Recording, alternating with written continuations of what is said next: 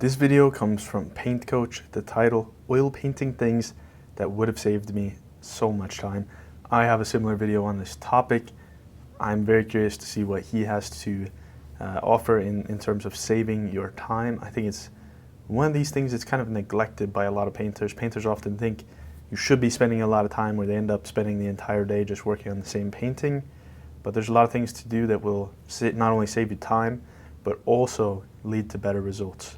So we'll see what he has to offer, and then I will offer some of my own suggestions as well. All right, so let's just jump on in. The first thing that I really wish somebody would have showed me, I kind of had to learn this as I went, is painting thin to thick. Yeah, so this is very important. Especially in the early stages of your painting, you want to make sure you keep things fairly thin. That way you're allowing yourself the ability to build on top of it and to layer up without it becoming a problem. Oftentimes, if you put on paint that's too thick, you're not really going to be able to rework it in the same way. The main consideration really that I think there is when you are painting from thin to thick is, where are you going to actually see the depth? Where do you have things protruding versus where are things receding? If it's protruding, you need to have more thick paint. If it's receding, you need thinner paint. That's going to help to balance out the three-dimensional quality of your painting. The next thing is understanding the importance of simplifying everything. Simplifying your subjects, breaking everything down to its basic shapes. This is extremely important. Just simplifying is absolutely crucial. This is probably my single biggest tip.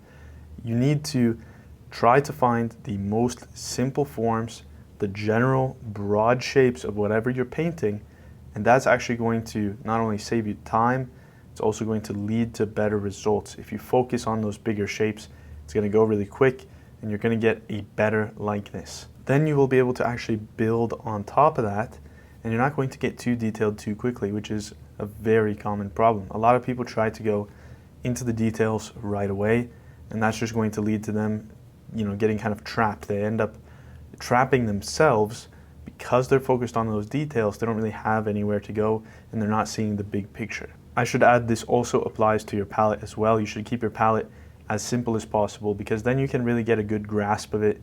You can understand it and know how everything works together without much effort. Now, probably the most common way to simplify subjects at the beginning is to squint your eyes. Squint down. When you squint down, it gets rid of detail and it knocks out the color a little bit, and you can really just see dark and light shapes. Yeah, so even more important than that, I would suggest, is to squint at your own painting. Your own painting should feel solid. You should feel like you can see the subject there in your painting if you're squinting your eyes at your painting. What you can do is you can put your photo reference into Photoshop. Forget about Photoshop. You're here watching my video, so you're not interested in painting from photos.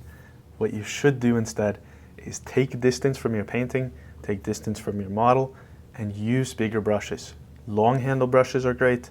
Also, using brushes that are very broad is really great, because that's going to force you to keep things simple. And if you're using a really broad brush and it has a long handle and you're taking a distance from your subject, you're going to be able to put these things in from a distance. It will go much more quick, and you're going to be able to actually lay it in really without getting stuck in the details. So you're going to be able to just lay it in quickly and focus on those broader forms.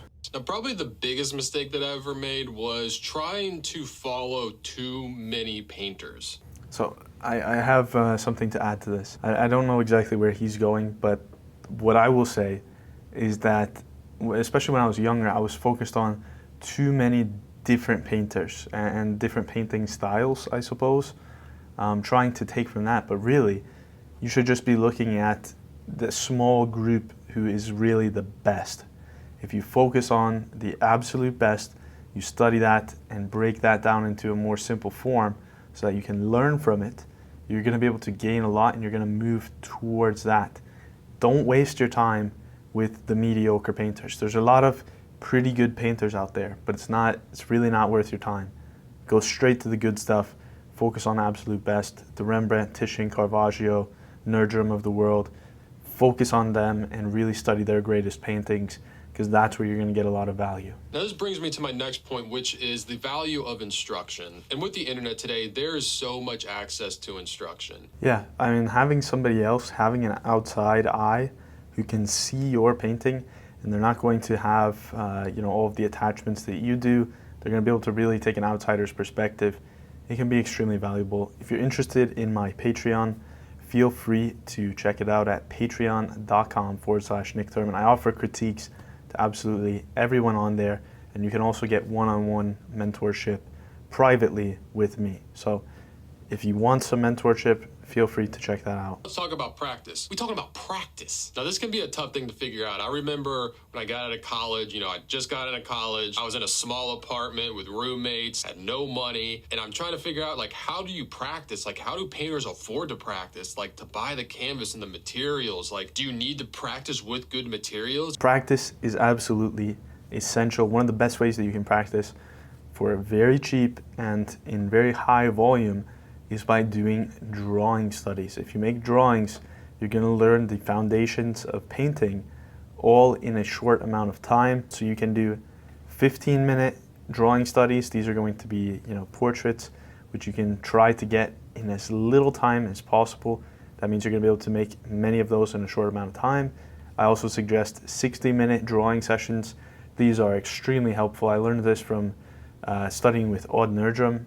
At his studio, we did what's called drawing competition. We would all sit down and draw the same model in just 60 minutes and see who can get the best end result in that 60 minutes. And it's really going to push you to improve. It's going to push you to get a lot done in that short amount of time. And the beautiful thing is that you're going through the entire process in just 60 minutes. So you can practice so much and learn so much important information in that short amount of time. The other thing I'll add is that you should do some studies, do some paintings that aren't necessarily going to be your best work, but for the long term, you need to have one painting that you can focus on for a very long amount of time. That's going to be crucial so that you can actually develop something and get it to a further stage where you're going to face different problems as you go, and then you're going to end up with the best results by actually working on something for that longer period of time and really striving to achieve the best level that you possibly can.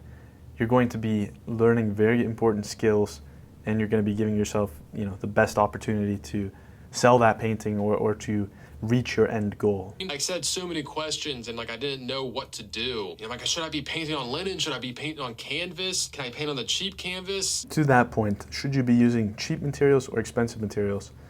It's pretty much always worth it to invest in high quality materials. It's always going to come back to you. I've seen the light, I've experienced the greatest materials that money can buy, and I've experienced the absolute cheapest that you can buy here in the US.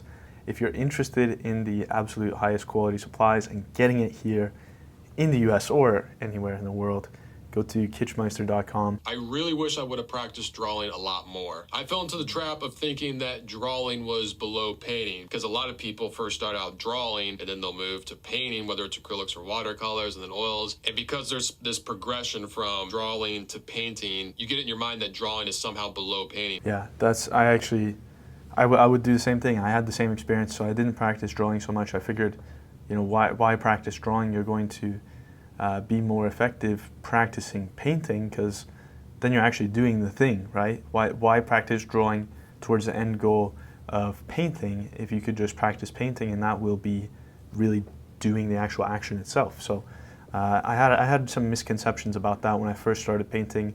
The thing is that the drawing is going to force you to be more closed off. It's going to force you to be more focused. You're going to have to actually put the results there on the paper. You can't hide it in the color or in some of the techniques that you get with painting.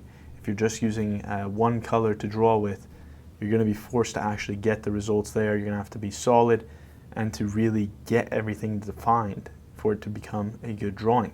Not only that, but you can make a drawing in a lot less time than a painting. It's much quicker, which means you're going to practice some of these foundational skills. You're going to learn about how to see your model, how to structure the forms, and how to really get to that end result in a much, much shorter amount of time. I found it absolutely fascinating that you can pretty much break down any landscape into 4 basic values. The sky is always going to be your lightest plane, followed by your ground plane, and then any slanted planes like hills or mountains. Then your darkest is going to be any upright objects like houses, trees, anything standing upright. I don't paint so many landscapes, but when I do put it into a background or something like that, it's definitely worth considering. You need that depth. So to create the depth of field, you're going to have to soften and use less dark values in the background, like further back. And then as it gets closer, you're going to need more clarity, darker values. Things that really stand out, of course, are going to be your darkest values. And this can also apply to painting portraits or painting figures as well. So it's worth considering what values you're using and where you're using them, and actually putting them in a strategic order. So these are all really great tips. I have one that I would like to add, which is to just use less time. Be more focused. Spend 1 hour at a maximum per each session. Spend just 1 hour and be really focused. Go in there trying to really do your best, and maybe have particular things that you're trying to achieve.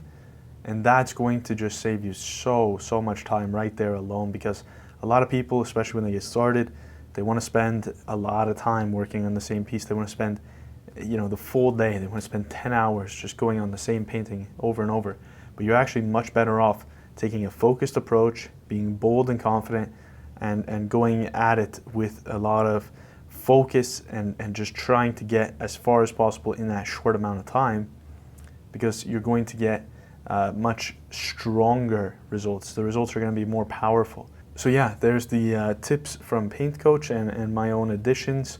I think putting that time limit and using broad brushes from a distance, those are going to be absolutely massive for anybody who's kind of just getting started painting, or you're trying to be more quick and be more conscientious about what you're doing. If you have any questions, feel free to leave it in the comments.